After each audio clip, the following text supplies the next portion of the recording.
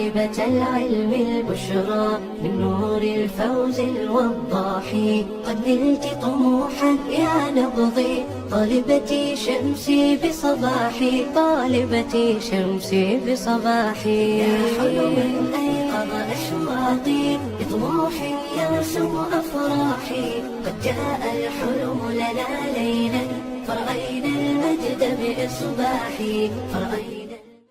أعوذ بالله من الشيطان الرجيم. حدائق وأعنابا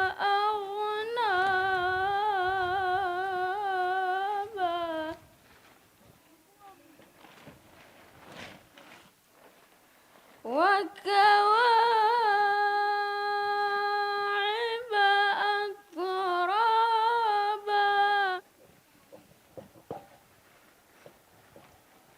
وكأسا دهاقا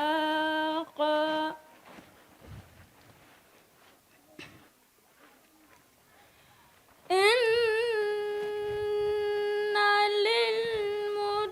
للمتقين مفازا حدائق وأعنابا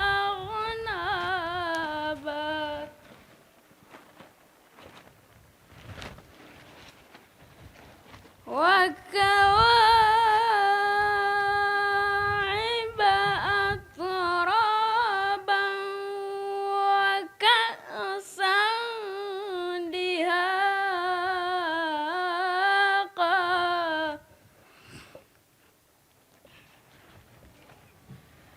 لا يسمعون فيها لغوا ولا كذابا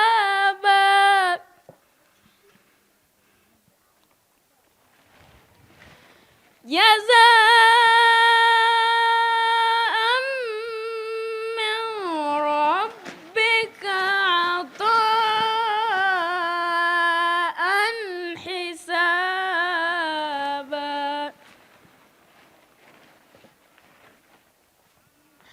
رب السماوات والأرض وما بينهما الرحمن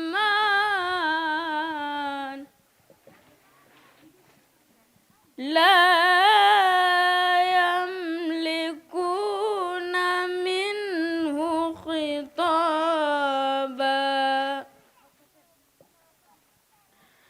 يوم يقوم الروح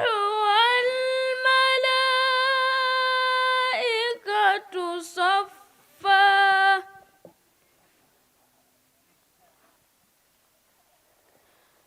لا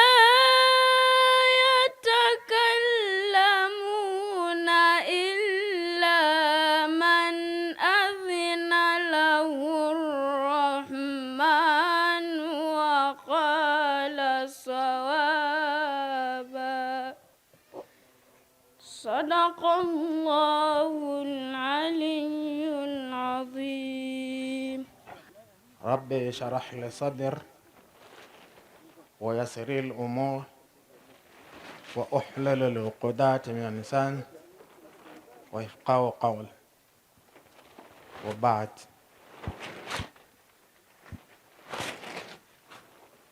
إنا للمتقين mafaza. Ndugu zangu, awali ya yote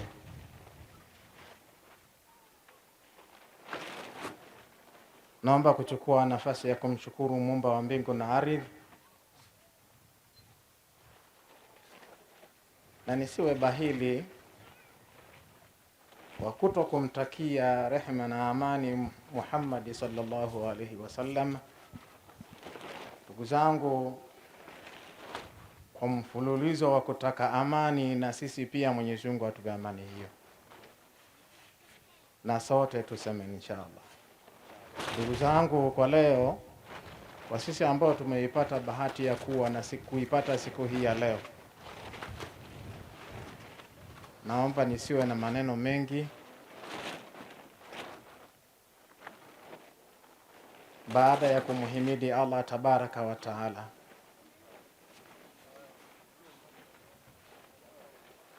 hiki kijiti ambacho mimi nimekishika kuwa mwenyekiti kinaniumiza sana sana kupita kiasi, kwa sababu hawa wote waliopo humu, ukihesabu 1, 2, ukifika 10, ukifika 60, ukifika 100, wanahitaji uwezo wangu wa kuwasaidia, kwa sababu umetangulizwa. Binafsi mimi sina uwezo huo wa kumsaidia hata mtoto mmoja. Ndio maana anasema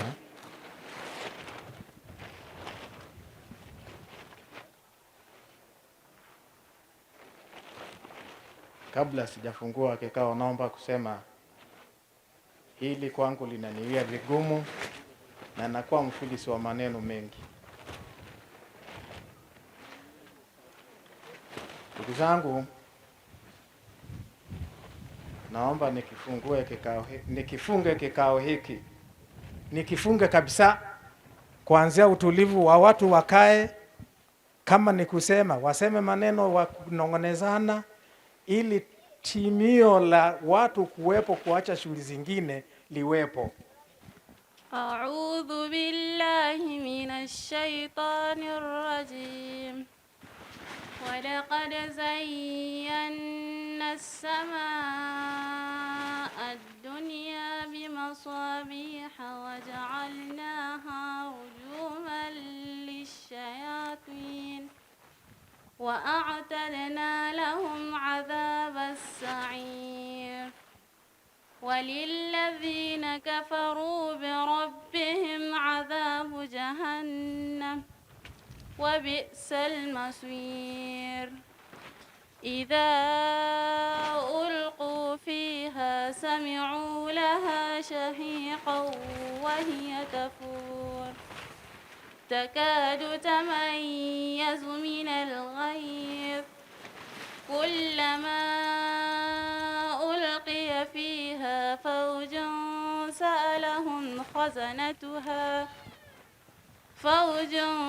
سألهم خزنتها ألم يأتكم نذير قالوا بلى قد جاءنا نذير فكذبنا وقلنا ما نزل الله من شيء إن أنتم إلا في ضلال كبير وقالوا لو كنا نسمع أو نعقل ما كنا في أصحاب السعير. أعوذ بالله من الشيطان الرجيم. بسم الله الرحمن الرحيم. تكاد تميز من الغيظ كلما ألقي فيها فوج سألهم خزنتها ألم يأتكم نذير قالوا بلى قد جاءنا نذير فكذبنا وقلنا ما نزل الله من شيء إن أنتم إلا في ضلال كبير وقالوا لو كنا نسمع أو نعقل ما كنا في أصحاب السعير فاعترفوا بذنبهم فسحقا لأصحاب السعير. إن الذين يخشون ربهم بالغيب لهم مغفرة وأجر كبير. بالله من الشيطان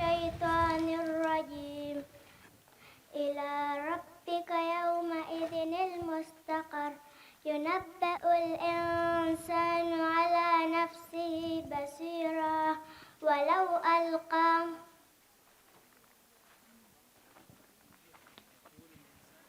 يقول الإنسان يومئذ بما قدم وأخر ينبأ الإنسان على نفسه بصيرة ولو ألقى معاذيره لا تحرك به لسانك لتعجل به إن علينا جمعه وقرآنه إن علينا جمعه وقرآنا فإذا قرأناه فاتبع قرآنا ثم إن علينا بيانا كلا بل تحبون العاجلة وتذرون الآخرة وجوه يومئذ ناظرة. أعوذ بالله من الشيطان الرجيم. بسم الله الرحمن الرحيم. وقضبا وزيتونا ونخلا وحدائق علبا وفاكهة وأبا متاعا لكم ولأنعامكم. فإذا جاءت الطامة الكبرى يوم يتذكر الإنسان ما سعى يوم يفر المرء من أخيه وأمه وأبيه وصاحبته وبنين لكل امرئ منهم يومئذ شأن يعنيه. وجوه يومئذ مسفرة ضاحكة مستبشرة ووجوه يومئذ عليها غبرة ترهقها قترة أولئك هم الكفرة الفجرة. بسم الله الرحمن الرحيم. وبنينا فوقكم سبعا شدادا وجعلنا سراجا وهاجا وأنذرنا من المعصرات ماء ثجاجا لنخرج به حبا ونباتا وجنات ألفافا. إن يوم الفصل كان ميقاتا يوم ينفخ في الصور فتأتون أفواجا وفتحت السماء فكانت أبوابا وسيرت الجبال فكانت سرابا إن جهنم كانت مرصادا للطاغين مآبا. خلق من ماء دافق يخرج من بين الصلب والترائب إنه على رجعه لقادر يوم تبلى السرائر فما له من قوة ولا ناصر.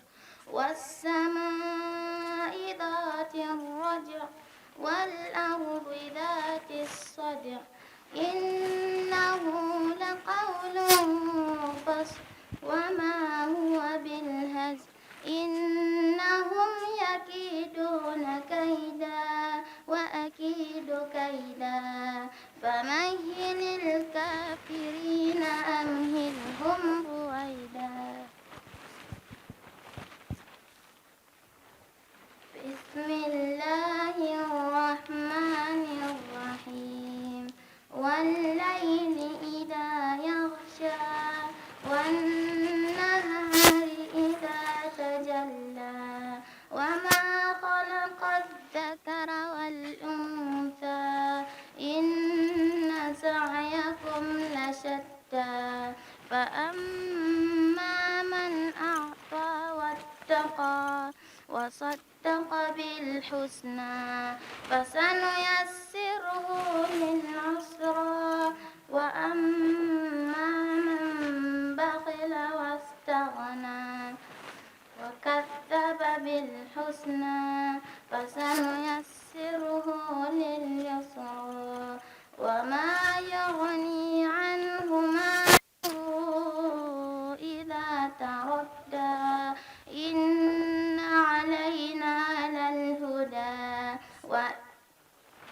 أعوذ بالله من الشيطان الرجيم.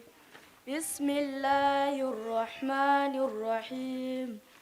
لا أقسم بهذا البلد وأنت هيل بهذا البلد ووالد وما ولد لقد خلقنا الإنسان في كبد أيحسب أن لن يقدر عليه أحد يقول أحلفت مالا لبد أيحسب أن لم يره أحد ألم نجعل له عينين ولسانا وشفتين وهديناه النجدين فلاقتحم العقبة وما أدراك ما العقبة فك رقبة أو إطعام في يوم ذي مسغبة يتيما ذا مقربة أو مسكينا ذا متربة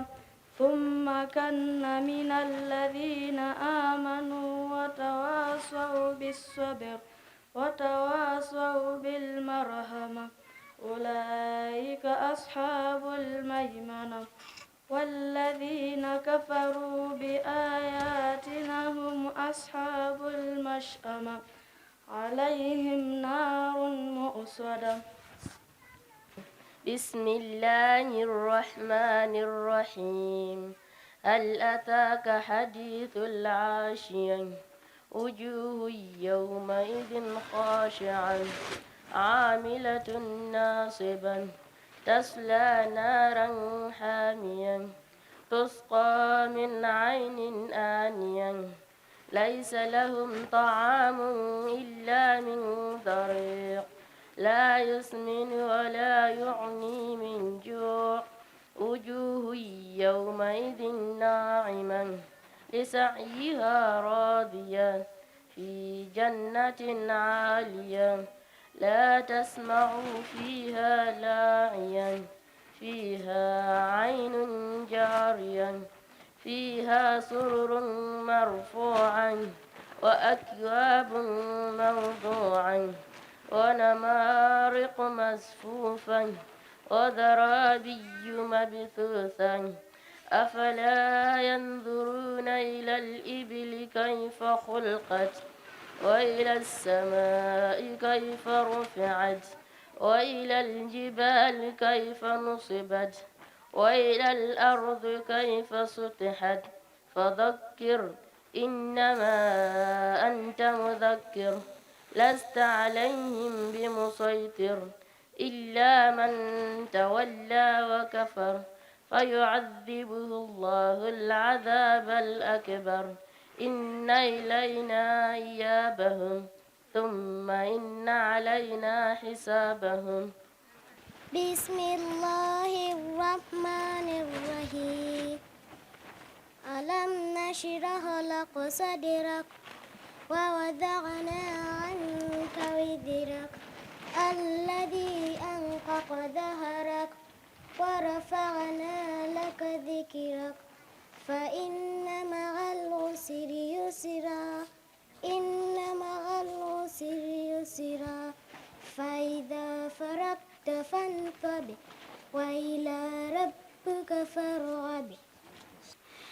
أعوذ بالله من الشيطان الرجيم. بسم الله الرحمن الرحيم. هل أتاك حديث الغاشية وجوه يومئذ خاشعة عاملة ناصبة تصلى نارا حامية تسقى من عين آنية ليس لهم طعام إلا من ضريع لا يسمن ولا يغني من جوع وجوه يومئذ ناعمة لسعيها راضية في جنة العالية لا تسمعوا فيها الغالية فيها عين جارية فيها سرر مرفوعة وأكواب موضوعة ونمارق مصفوفة وزرابي مبثوثة أفلا يعلم إلى الإبل كيف خلقت وإلى السماء كيف نصبت صدق الله العلي العظيم.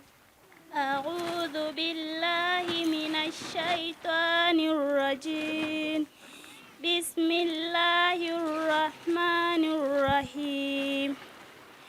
والضحى والليل إذا سجى ما ودعك ربك وما قلى وللآخرة خير لك من الأولى ولسوف يعطيك ربك فترضى ألم يجدك يتيما فآوى ووجدك ضالا فهدى ووجدك عائلا فأغنى فأما اليتيم فلا تقهر وأما السائل فلا تنهر وأما بنعمة ربك فحدث.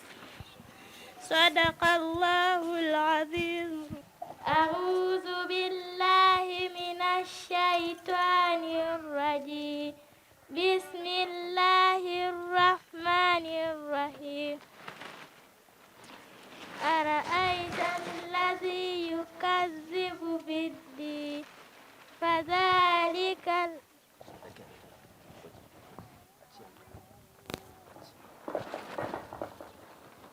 أرأيت الذي يكذب بالدين فذلك الذي يدعو اليتيم ولا يهوز ولا طعام المسكين فويل للمصلين الذين هم عن صلاتهم ساهون الذين هم راغون ويمنعون الماعون.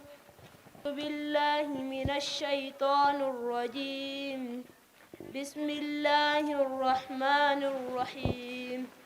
سبح اسم ربك الأعلى الذي خلق فسوى والذي قدر فهدى والذي أخرج المرعى فجعله غثاء أحوى سنقرئك فلا تنسى إلا ما شاء الله إنه يعلم الجهر وما يخفى ونيسرك لليسرى. بسم الله الرحمن الرحيم. والفجر وليال العشر والشفع والوتر والليل إذا يسر هل في ذلك قسم لذي حجر ألم تر كيف فعل ربك بعاد إرم ذات العماد التي لم يخلق مثلها في البلاد والثمود الذين جابوا الصخر بالواد وفرعون ذي الأوتاد الذين طغوا في البلاد فأكثروا فيها الفساد فصب عليهم ربك سوط عذاب إن ربك لبالمرصاد فأما الإنسان إذا ما ابتلاه ربه فأكرمه ونعمه فيقول ربه أهانن فأما إذا ما ابتلاه فقدر عليه رزقه فيقول ربي أهانن كلا بل لا تكرمون اليتيم ولا تحاضون على طعام المسكين فتأكلون التراث أكلا لما وتحبون المال حبا جما كلا إذا دكت الأرض دكا دكا وجاء ربك والملك صفا صفا وجيء يومئذ بجهنم يومئذ يتذكر الإنسان وأن له ذكرى يقول يا ليتني قدمت لحياتي فيومئذ لا يعذبه عذابه أحد ولا يوثق وثاقه أحد يا أيتها النفس المطمئنة ارجعي إلى ربك راضية مرضية فادخلي في عبادي وادخلي جنتي. Anayefuatia Nadhifa Juma. أعوذ بالله من الشيطان الرجيم بسم الله الرحمن الرحيم ألم نشرح لك صدرك ووضعنا عنك وزرك الذي أنقض ظهرك ورفعنا لك ذكرك فإن علم العسر يسرا إنما العسر يسرا فإذا فرغت فانصب وإلى rabbika farghab. Mungu anatuelekeza ya ayyuhalladhina amanu, enyi ambaye mmekwisha kumwamini Mwenyezi Mungu, hal adullukum ala tijaratin tunjikum min adhabin alim, je, nikufahamisheni biashara mtakayoifanya itakuokoeni na adhabu ya Mwenyezi Mungu iumizayo? Tuminuna billah, mumwamini Mwenyezi Mungu na mtume wake, watujahiduna fi sabilillah, na mpiganie dini ya Mwenyezi Mungu, biamwalikum, kwa mali zenu, wa anfusikum, na kwa nafsi zenu, dhalikum khairul lakum in kuntum ta'lamun. Kufanya hivyo ni bora kuliko vitu vingine vyovyote vile. Nirudi kwenye lengo, ndugu zangu, familia hii ya Bahali mmefanya jambo jema kweli kweli. Ni katika jambo la kupigania dini ya Mwenyezi Mungu kwa mali zenu. Nina imani hadhara hii mmeiandaa kwa mali zenu, na kweli mmeiandaa kwa mali zenu. Tumeona hapa jinsi mlivyoleta faraja kwa kutunza, kwa kuhangaika kupamba mapambo hayo, lakini ni katika sehemu ya kuonyesha dira ndani ya kuokoa nafsi zenu na nafsi za ndugu zenu, vijana wenu, na ni mfano wa kuigwa kweli kweli. Mmefanya jambo zuri kweli kweli, na hakuna zaidi ya jambo zuri kulifanya kusiwepo na malipo mbele ya Allah tabaraka wa taala. Hakika mtalipwa. Endeleeni kufanya jambo hili, ndio kupigania dini, lakini mmeonyesha jambo adimu kweli kweli. Jambo hili sio rahisi ndugu zangu. Jambo hili la kukusanya watu sio rahisi. Mimi sio mgeni rasmi, nisiwe mzungumzaji sana, lakini kwa kumalizia kwa maneno yangu, Mtume pia ametuelekeza, idha raaitum yawmal qiyama ithnain, qati'u rahim wa jaru su'i. La kumalizia kwa maneno ya Mtume, ametuelekeza kwamba idha raaitum yawmal qiyama ithnain, Mwenyezi Mungu hawezi kuangalia watu wawili nyuso zao siku ya Kiyama. Qati'u rahim, mwenye kuvunja undugu, mtu mwenye kuvunja undugu, Mwenyezi Mungu anasema ana hasira sana. Lakini familia hii ya Bahali mmekuwa na wazo la kuunganisha ndugu jamaa. Ndio maana leo tunao ndugu wengi katika hii familia. Watu wametoka Dar es Salaam, watu wametoka Arusha, watu wametoka Manyara. Tunajua wote familia ni kitu cha kutawanyika, kila mtu kwa nafasi ya kutafuta maisha, na wengine wameenda kutengeneza maisha sehemu zingine, lakini leo wako hapa. Mmekusanya watu, ni jambo ambalo mmemuunga Mtume sallallahu alaihi wasallam mkono kukubwa. Mmeunganisha ndugu, mna thawabu, mna malipo. Endeleeni kufanya hivi ndugu zangu, ni katika kumuiga mtume wetu Muhammadin sallallahu alaihi wasallam. Na hakika katika kufanya jambo hili ndugu zangu, unapokusanya ndugu mkaandaa chakula mkala pamoja, ni katika sehemu ya kutafuta baraka katika dunia hii na akhera. Kukusanya tu watu na ndugu familia mkakusanyika kwa pamoja, hakika kunaondoa hata mambo mengi, mambo ya balaa, mambo ya maradhi, mambo ya fitna, na kunateremshwa baraka nyingi ndani ya familia. Hakika endeleeni kufanya jambo hili kila mwaka, mna malipo makubwa kweli kweli. Liwekeeni kwenye utaratibu, kama vile mmepata wazo leo, mmekusanya hivi, hakika mtapata kheri na baraka nyingi katika maisha yetu hapa duniani na akhera. Mtu wa pili anasema wajaru sui. Mwenyezi Mungu anasema na jirani muovu. Jirani muovu Mwenyezi Mungu anasema ana hasira, hataki amuone uso wake siku ya Kiyama. Hakika ndugu zangu, na sisi kama majirani tuweze kujifunza na kutengeneza mahusiano katika maisha yetu, tutapata kheri nyingi. Hata sisi majirani tujaribu kutengeneza mazingira ya kutengeneza mahusiano, hakika mtakuwa tumefanya jambo la kheri. Baada ya kusema haya ndugu zangu, hizo ni nasaha zangu.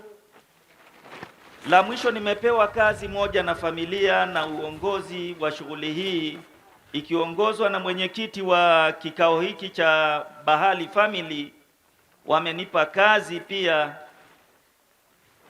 kupitia nafasi yangu ya mwenyekiti wa jumuiya ya wazazi wa kata, niweze kumuomba mheshimiwa mgeni rasmi diwani, nimeombwa nimkaribishe ili yeye sasa aweze kutoa yale ambayo ameyaona kulingana na tukio zima hili, kwa namna yeyote ile jinsi Mwenyezi Mungu atakavyomjalia.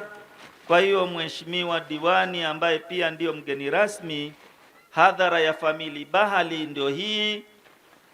Ndugu zangu, niwaombe tutukae, tutulie ili tuweze kumsikiliza mgeni wetu na tupunguze purukushani za hapa na pale, ili sasa iweze kuleta tija kwa yule ambaye ndiye mgeni rasmi kwa ajili ya kutoa neno la kutunasihi. Kwa hiyo mheshimiwa mgeni rasmi, hadhara ndio hii imetulia. Basi tukuombe kwa mapenzi yake Allah ili uweze kuzungumza na familia hii ya Bahali na majirani na ndugu wengine ambao wapo hapa. Kwa heshima na taadhima ni kunyanyue ili uweze kuzungumza. Alhamdulillahi Rabbil Alamin. Wassalatu wassalam.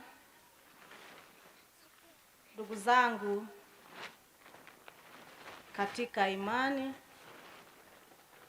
ndugu zangu katika kuzaliwa, awali ya yote nianze kwa kumshukuru Allah Subhana wa Ta'ala kwa kutujalia uzima mimi na wewe, lakini kwa huruma kubwa hata hajatunyima neema za msingi ambazo zimetuwezesha uwezo wa kutoka hatua moja tulikoamkia mpaka tukafika Bahali Family. Tukabisha hodi tukiwa na uwezo wa afya, na uhai wa kutosha. Ndugu zangu, kiongozi wa BAKWATA, katibu wetu kaka yangu Yusufu Hamisi Satu, mwenyekiti wa Bahali Family kaka yangu Hamisi Bahali, pamoja na viongozi wa familia hii na ndugu wote kwa ujumla wetu. Nisimsahau baba yetu mzee wetu Juma Bahali, pamoja na mama zetu wote, watoto wa nyumba hii, majirani zetu, ndugu jamaa na marafiki, kwa yeyote, kwa namna yeyote yule aliyofika hapa ni ndugu yetu. Niwashukuru kwa kutualika na kutuita watoto wa nyumba hii. Mwadhamu katibu wetu wa BAKWATA na mwenyekiti wa familia hii, wallahi ninawiwa na maneno ya kusema, lakini nianze kwa kumshukuru tu Mwenyezi Mungu mwingi wa rehema, muumba wa mbingu na nchi. Lakini nimtakie rehema nyingi mtukufu wa daraja mwalimu wa ulimwengu huu, na si mwingine ni mtume wetu Muhammad sallallahu alaihi wasallam. Lakini niwashukuru pia wote waandaaji wa shughuli hii.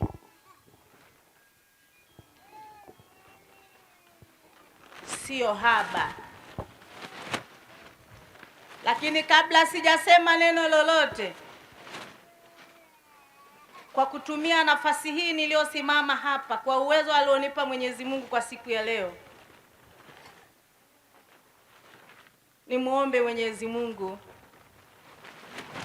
amuhurumie sana mzazi wetu mzee Shabani Bahali na ndugu zake waliotangulia kwa kuwasomesheni dini. Laiti asingewapa mlango, maana yake na nyinyi msingeupata mlango wa kufanya hichi mlichokifanya leo. Nina uhakika aliwatoa kila mahali, aliwafungua mkamuitika. Mwenyezi Mungu ampanulie kaburi lake, Mwenyezi Mungu amuhifadhi. Lakini haya yote mnayoyafanya, malipo basi naye ayapate mjombangu. Nina uhakika mnatimiza wajibu kama mzazi, kama alivyotimiza baba yetu.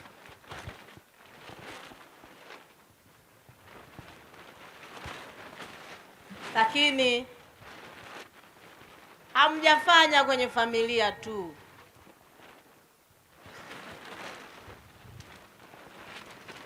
Mmetujengea heshima ya ardhi ya Mnang'ana. Mmejenga heshima ya Uislamu. Mmeutangaza vizuri Uislamu. Kwa nini? Laiti kila mlango ukafanya hivi, maana yake kila siku iendayo kwa Mungu tutasikiliza maneno mazuri, tutatakasika kwenye nafsi zetu, maana tutaenda kila nyumba kusikiliza maneno ya namna hii. Maana yake dini ya Mwenyezi Mungu kupitia mwalimu wake mtume wetu Muhammadin sallallahu alaihi wasallam itatangazwa kila siku iendayo kwa Mungu. Kaka zangu, wadogo zangu, ndugu zangu, mmefanya jambo la msingi. Tulipata message kwamba tunahitajika kwenye kikao cha ukoo, kikao cha familia. lakini mkasema tusianze familia ya Shabani Bahali, tusianze familia ya Bahali, tuanze na familia ya mtume wetu Muhammad sallallahu alaihi wasallam. Mmefanya vizuri kumtanguliza mwalimu wetu wa dini ili baadaye mfanye jambo lenu. Ni mwalimu alotufundisha ustaarabu, ni mwalimu alofundisha nyenendo, ni mwalimu alofundisha namna ya vikao. Ni nzuri sana mlivyomtanguliza. Nina uhakika hata kikao kinachofuata kitakuwa ni kikao chenye dira ya kukumbuka hofu na maneno ya Mwenyezi Mungu. Hata kama mtu anaenda kuchangia, atachangia akikumbuka Qur'ani iliyosomwa kabla ya yeye kuingia kwenye kikao. Hata mtu anakuwa na neno la kusema kwa wenzake, atakuwa na hofu, ninasemaje mimi wakati maneno ya Mwenyezi Mungu yalitangulizwa. Kwa maana yake kikao kitakuwa na maadili kupitia maneno ya Mwenyezi Mungu. Kitakuwa kikao chenye baraka kwa maana alitangulizwa mtume. Kitakuwa kina maneno kikao ya baraka kwa maana Mwenyezi Mungu alipewa nafasi. Mwenyezi Mungu aendelee kuwaunganisha. Lakini hajafilisika aliyetoa. Wamesema watangulizi wa maneno, kutoa ni sehemu ya kupata. Haupati kama haufanyi kazi. Kwa hiyo baada ya maneno haya ya utangulizi, viongozi wangu, wapendwa wangu, ndugu zangu, nimetangulia kusema ninawiwa maneno ya msingi ya kusema. Lakini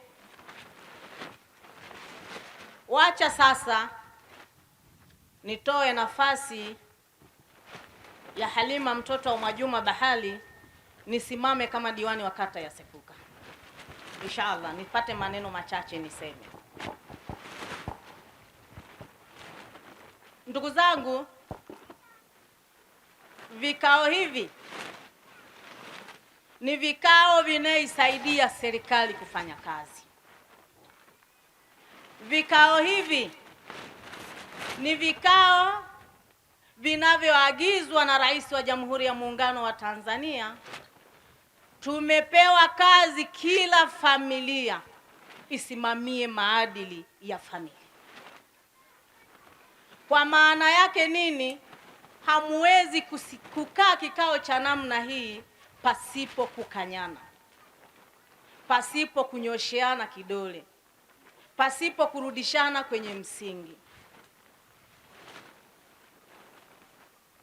Kwa maana hiyo, kama kiongozi wa serikali, ni waunge mkono kupitia sauti ya Rais wetu wa Jamhuri ya Muungano wa Tanzania. Nchi hii tuna janga la maporomoko ya maadili ya Watanzania, hususa ni watoto wa sasa. Endeleeni kufanya hivi.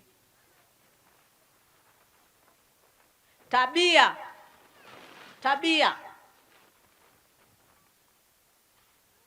zinaanza kuandaliwa mapema. Ukimuona ana tabia nzuri, ameanzia ndani kwa wazazi wake kuandaliwa. Ukimuona ana dira, ameanzia ndani kuandaliwa. Akitoka kwa baba na mama, ataenda kwenye familia. Atamjua bibi, atamjua babu, atamjua baba mdogo, atamjua baba mkubwa, atamjua shangazi, atakuja atamjua diwani, atakuja atamjua rais. Asipowajua wazazi wake, hatomjua jirani. Asipowajua wazazi wake, hatowajua viongozi. Kwa hiyo jambo hili mlolifanya ni sehemu ya maagizo ya serikali kwamba tusimamie maadili ya watoto wetu. Jambo hili mlolionyesha hapa lipate nguvu na likomae. Linatija katika familia, linatija katika jamii, linatija katika serikali.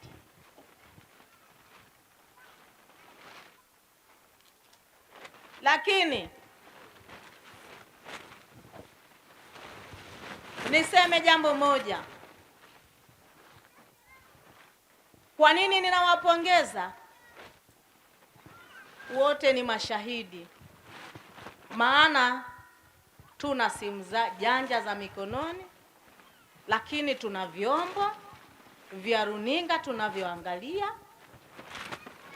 Ndugu zangu, imefika mahali, zamani nilivyokuwa mtoto mdogo wa rika la akili ya ufahamu, tulikuwa tunasikia mambo ya ajabu kutoka kwenye mikoa ya watu, nchi za nje. Lakini leo tunashuhudia na macho, tunashuhudia na macho ukatili unaofanywa na mwanadamu kwa mwenzake.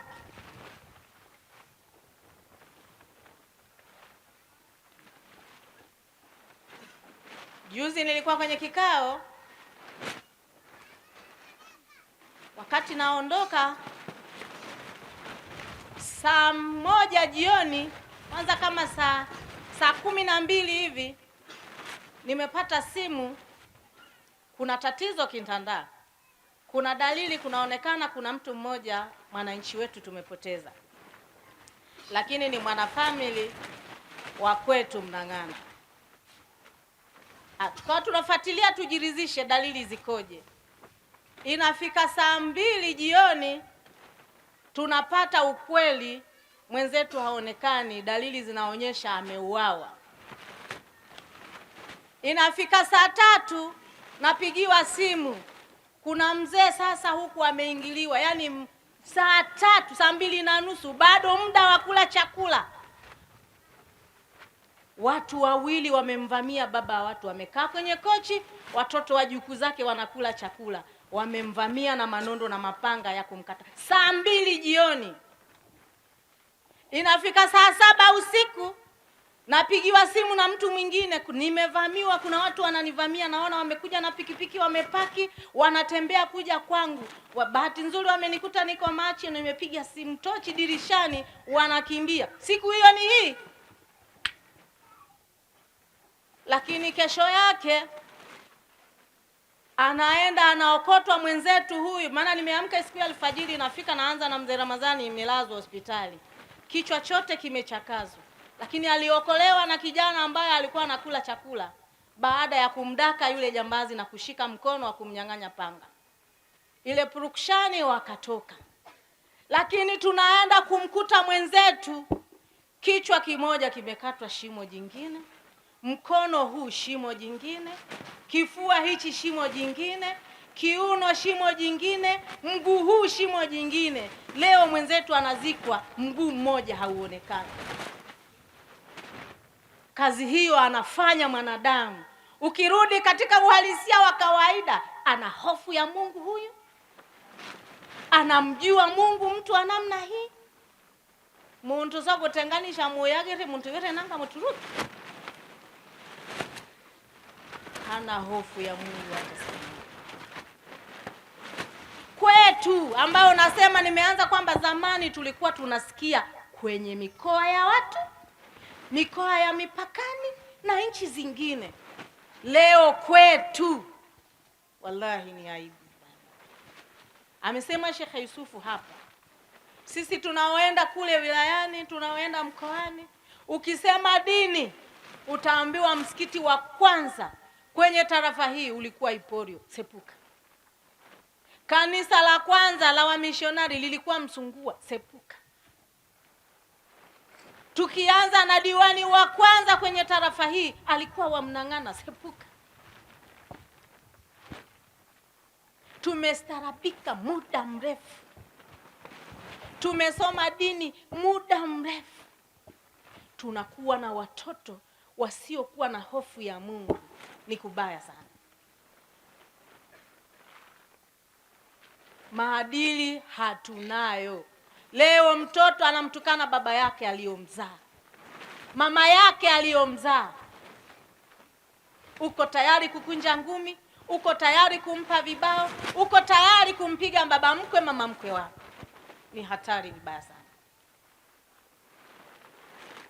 Ninarudia kuwapongeza ndugu zangu, ninarudia kwa dhati, simameni katika haki. Hawa watoto mnaowafundisha dini wadogo wanahifadhi dini ya Mwenyezi Mungu na Mwenyezi Mungu atawahifadhi, lakini tutapata utukufu ndani ya maeneo yetu. Niseme jambo la pili.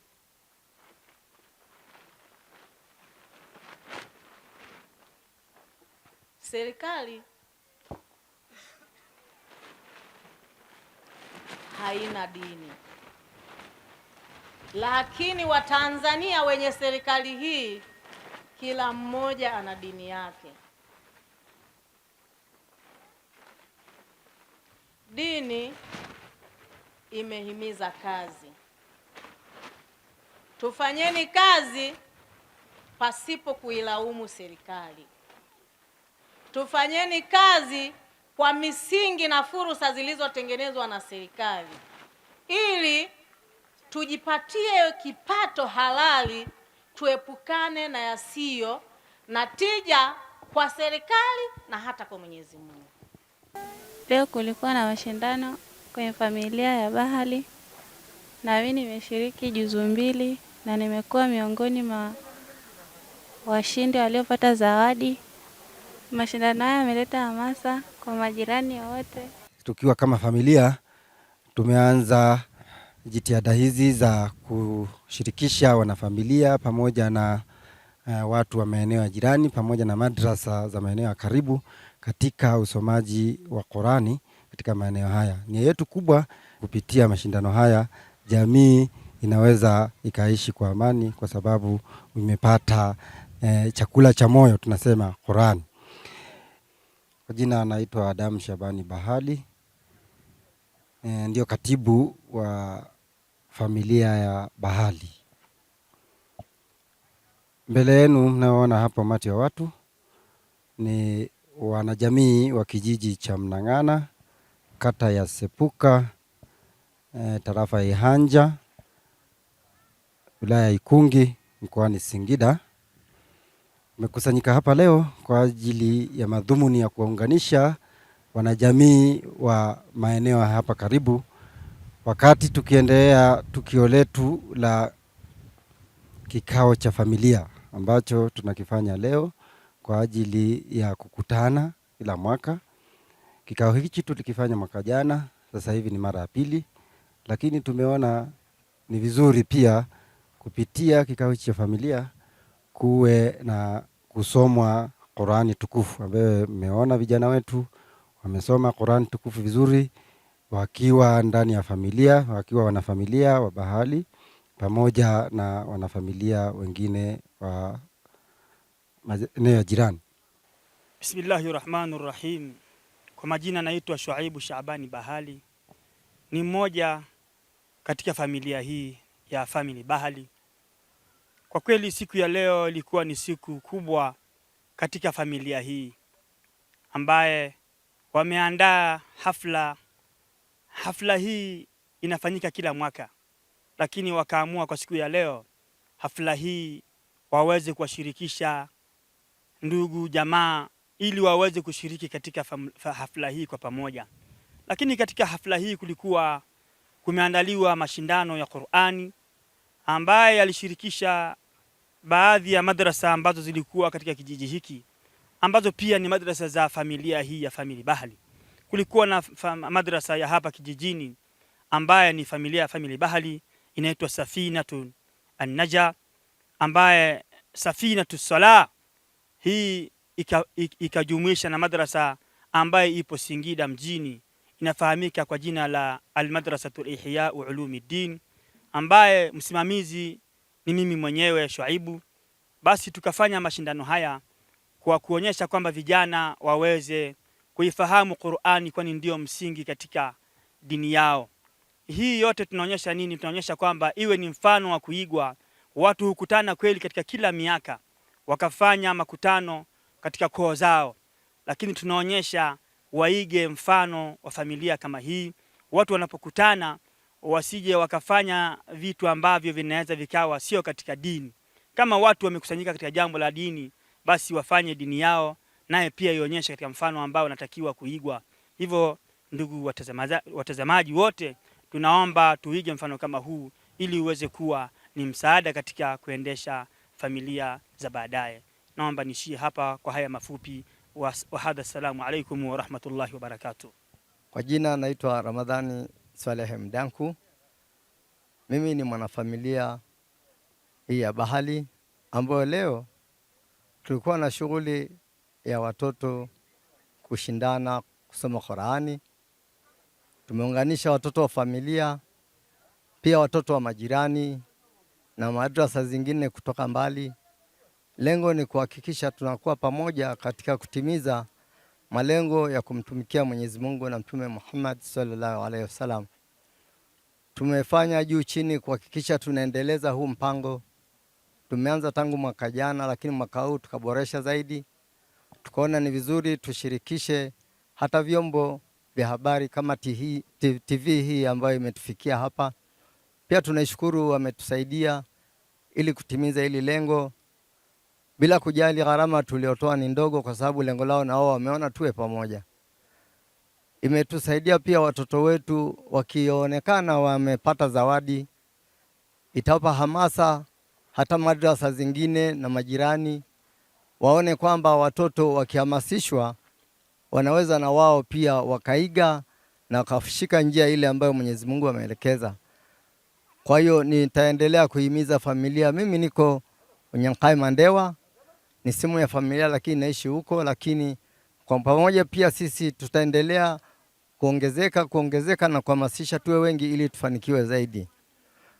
Kwa haya machache nadhani nisichukue muda, lakini lengo ni kuhakikisha tunapata mshikamano na jamii yote ambayo pia inatuzunguka katika eneo hili. Assalamu alaikum wa rahmatullahi ta'ala wa barakatuh.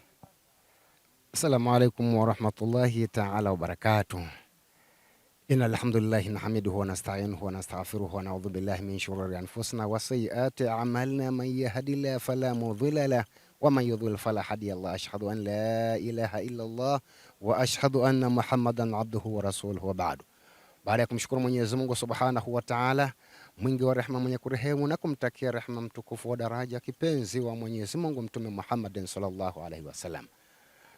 Ama baada ya hapo ni kwamba sisi kama BAKWATA wilaya ya Ikungi, mimi nikiwa ni katibu wa BAKWATA wilaya ya Ikungi, leo katika tukio hili ambalo tumeliona kwa Bahali family la wanafunzi, tumewasikiliza wanafunzi watahafidhi al-Qur'ani, wamesoma vizuri. Hili ni jambo ambalo ndilo aliloelekeza Mtume Muhammad sallallahu alaihi wasallama, kwamba Qur'ani isomwe, dini ifundishwe, Uislamu uendelee kusomwa ili uendelee kufuatwa.